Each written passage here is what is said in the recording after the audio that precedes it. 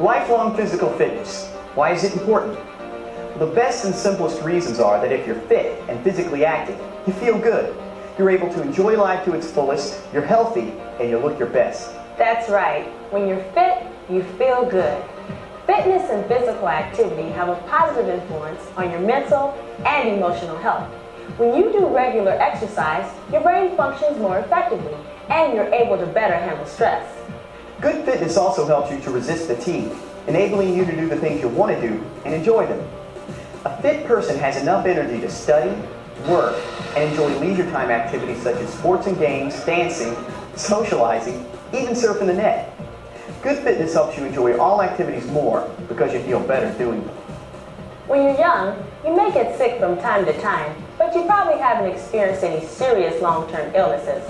But as you get older, the probability of getting a serious illness or medical condition increases.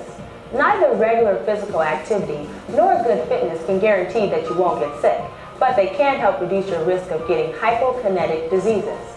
These are medical conditions that are caused partially or totally by being inactive. They include heart disease, osteoporosis or bone loss, obesity, some forms of cancer, back pain, and some eating disorders. And while there are many risk factors that contribute to your chances of getting a disease, such as heredity, smoking, and poor nutrition, inactivity and poor fitness are two risk factors that you can control. And lastly, regular physical activity can help you look your best. And I don't mean trying to look like a supermodel. It's more important to develop a healthy body. Whether you're thin or heavy, physical activity can help you improve your image and look your best. The bottom line is that what you do now will affect your health later in life. Simply put, if you can make physical activity a regular habit today, you'll experience long-term health and wellness benefits. You may not see the results immediately, but they will be there later in life. And as you grow older, health becomes much more important. In fact, when asked what they would wish for if they could only have one wish, more adults say good health for me and my family than anything else, including money. So, what is lifelong physical fitness? If you ask different people, you'll get a lot of different answers. Physical fitness is having the ability to play or do anything I want without pain or injury and being able to do it for a long time. Physical fitness is like your overall health and like the ability of your body to perform in like sports and physical activities. I think physical fitness is keeping yourself healthy through the period of your life. Experts define lifelong physical fitness as the ability of your total body, including the muscles, skeleton, and heart, to work together efficiently and effectively throughout your life. Good fitness is not just one thing. It includes many different components. In fact, you can have fitness in one area, but not in another. Let's take a look at the major components of physical fitness that are most important to your health and well-being. They are cardiovascular fitness, muscular fitness, flexibility, and body composition. They are referred to as health-related physical fitness because those of you who possess them are less likely to have medical problems arising from inactivity. And they'll help you look and feel your best. Cardiovascular fitness is the ability to exercise for long periods of time. It requires a strong heart, fit lungs, good blood vessels, fit blood, and fit muscles. Because cardiovascular fitness helps reduce the risk of heart disease, it's often considered to be the most important part of physical fitness. In sports, distance runners and swimmers are examples of athletes who need good cardiovascular fitness. But anyone performing long, sustained activities also needs good cardiovascular fitness. These activities are often referred to as aerobic activities because aerobic means with oxygen. When you do aerobic activities, such as jogging and swimming, your body requires an adequate supply of oxygen. Cardiovascular fitness is sometimes referred to as aerobic fitness. How do you know if you have cardiovascular fitness? Well, if you climb a few flights of stairs and feel winded, your body's trying to tell you that you need to improve your cardiovascular fitness. A number of tests are available to assess your cardiovascular fitness. For example, you can use the mile run, the 12-minute run, the 20-meter pacer test, or the step test to measure your cardiovascular fitness. It's important to learn to test your own fitness safely. To do this, you should be sure that you're fit enough to take the test and that you've been instructed properly in the test procedures. Muscle fitness is the next component of physical fitness. It includes muscular strength and muscular endurance. Muscular strength is a measure of the amount of external force that a muscle or group of muscles can exert. The strength of a muscle is determined by its cross-sectional area or size. People with good muscular strength typically have bigger muscles than those with less strength. Muscular endurance is the ability to move your muscles many times without getting tired. A person with good strength can lift a heavy weight. A person with good muscular endurance can repeatedly lift smaller weights or perform moderate strength exercises many times. So a person who can lift 200 pounds might be considered strong, while a person who can lift 50 pounds 25 times would possess muscular endurance. Sports that require significant muscular strength are football, wrestling, and some track and field events. In the working world, there are many construction and factory jobs that require strength to perform. Muscular endurance is required in many sports such as soccer and cycling. Delivering the mail 8 hours a day is an example of a job that requires muscular endurance. Both muscular strength and endurance can be measured using free weights, weight machines, or even calisthenics. Generally speaking, your muscular strength is determined by measuring the maximum amount of force you can exert in one try. This maximum amount of weight you can lift at one time is referred to as one repetition maximum, or RM. You can test your muscular endurance by determining how many times you can repeat an exercise or how long you can do an activity. Always be careful when you test your maximum strength or endurance so that you avoid injury. Flexibility is the ability to use your muscles and joints fully. Good flexibility is needed to perform almost all physical activities in sports. There are many different ways to test flexibility depending on which muscles and joints you want to assess. Typically, you try to move a joint through a full range of normal movement. People with fit joints and muscles will have a greater range of movement than those who are less fit. The sit and reach is an example of a test commonly used to measure flexibility. It's designed to measure the range of motion of the hip joint. You can use other flexibility tests to measure trunk rotation, shoulder flexibility, and hamstring and hip flexion. Body composition is another important component of health-related fitness. Your body is made up of many different kinds of tissue, such as bone, muscle, body organs, and fat. Together, all of the body tissues are described as your body composition. It's often measured in terms of body fatness, that is, the percent of your total body weight that is fat. Some body fat is necessary for storing vitamins in the body, for regulating body temperature, and for use as a shock absorber. Ideally, each of us would have just the right amount of body fat, not too much or too little. Having optimal fat levels can help you perform various sports activities and resist fatigue in almost any kind of work. People who are excessively high in body fat have a high risk of various illnesses such as diabetes. Having too little body fat can also cause health problems. For example, anorexia nervosa is a life-threatening condition present among those who have too little fat. It's caused by eating too little and exercising too much. People who want to gain weight may wish to do strength-building activities.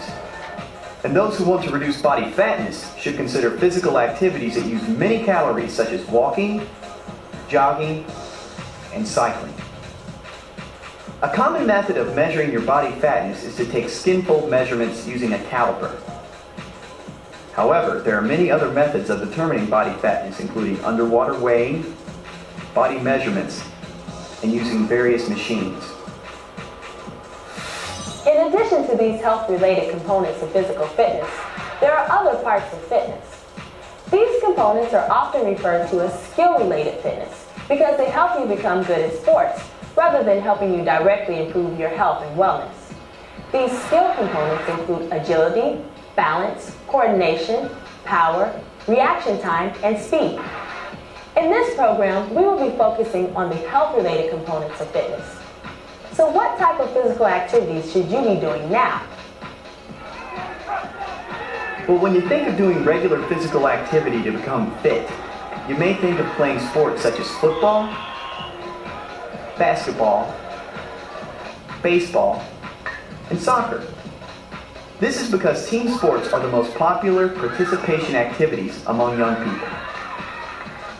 But by the time we become adults, most people are watching these sports rather than actually playing them.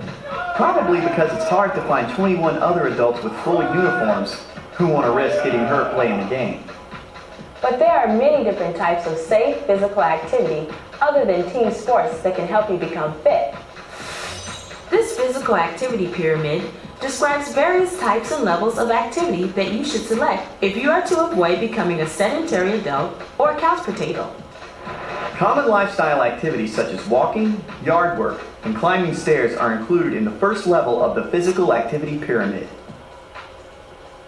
Lifestyle activities are the type of activities you'll pursue as you get older.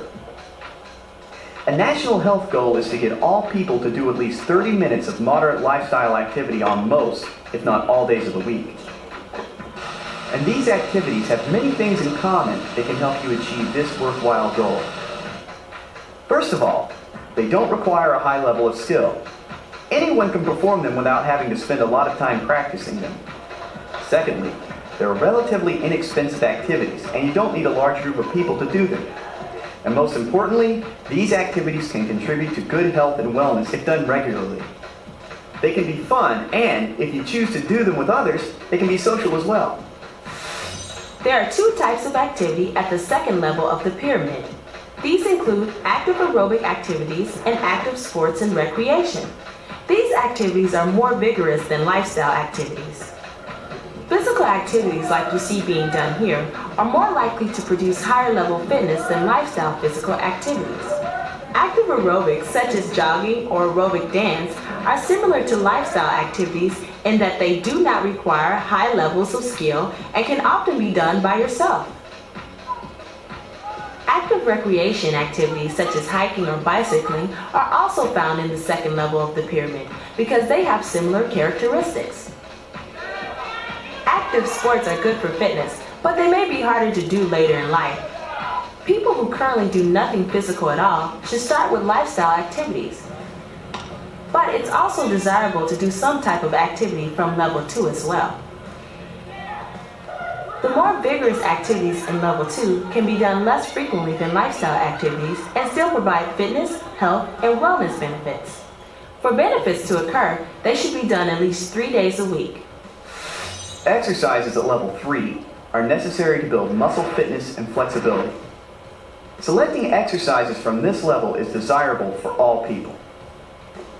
These activities provide the most benefits when done at least 2 days a week for muscle fitness and at least 3 days a week for flexibility. Too many inactive activities should be avoided, as we see in level 4. Of course, some rest and relaxation is desirable. There is no best single activity for all people. Those who are totally inactive should start at level 1 of the pyramid and then add some type of more vigorous activity. Those who like sports and who will really do them when they're older can use sports to promote fitness. Others can choose active aerobics or active recreational activities. But remember, you don't have to be a good athlete to be fit and active. The important thing is to choose the exercise or physical activity that will be fun as well as beneficial to your health. The experts have developed a model to help you understand the 6 steps necessary to becoming fit for a lifetime through regular lifetime exercise. It's called the Stairway to Lifetime Fitness. You may want to use a stairway to help you meet your personal fitness and physical activity goals. Step number 1 is doing regular physical activity. When we were younger, many of us were told to do exercises that were good for us, but not a lot of fun. These included boring jumping jacks or push-ups. This type of exercise may have seemed more like work rather than play. As you climb the first step of the stairway, it's important that you find a kind of exercise that is enjoyable to you. Experts tell us that people who choose their own lifetime activities and enjoy doing them are most likely to continue doing them as they get older. If you do enough physical activity, you'll become fit, and you'll reach the second step of the stairway. But remember, if you achieve your fitness by doing what other people tell you to do, you may not be motivated to stay with this physical activity for a lifetime. However, if you've enjoyed being active and fit, you'll know how good it feels and will continue to do it. The third step is self-assessment. If you are to become a lifetime exerciser, it will be important for you to learn to assess your own physical fitness. Learning to test your own fitness allows you to determine your own exercise needs without having to depend on someone else.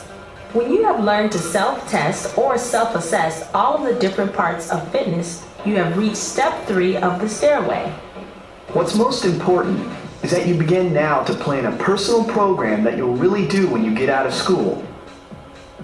Climbing to the 4th step is important because it helps you establish exercise habits that will last for a lifetime. When you're young, your parents, coaches, and teachers have a lot to do with deciding which types of physical activities you do. For example, in school, your PE teacher tries to keep you active with many different games and activities to help you get physically fit. But when you get out of school, you won't have anyone to tell you what to do and when to do it. It's important that you learn how to select activities from the pyramid that will help you achieve fitness in all of your body systems, and be able to find activities that you'll enjoy and perform throughout your life. A good choice is to choose lower skill activities like walking, swimming, or using exercise equipment, or learn individual lifetime sports such as tennis, golf, racquetball, aerobic dance, or even martial arts. Step number 5 is very much like step 1, except that once you have learned to self-assess and plan a personal program, you can choose your own physical activities for a lifetime. You don't have to depend on someone else to tell you what to do. If you accomplish step 5, doing regular physical activity, step 6 will take care of itself. You will become physically fit for a lifetime. By the time you achieve levels 5 and 6, you'll have become a good problem solver. You'll be an informed person who can assess your own fitness. You'll have found some personal form of lifetime exercise that you like doing, and you'll have developed your own fitness program. As an informed consumer on physical fitness, you'll know how to read a book or an article about fitness and physical activity and know if it's accurate. When you know the facts, you can make smart decisions about fitness all through your life. Then you'll be able to sort through the many confusing ads and infomercials about diets and exercise equipment and decide which ones have value.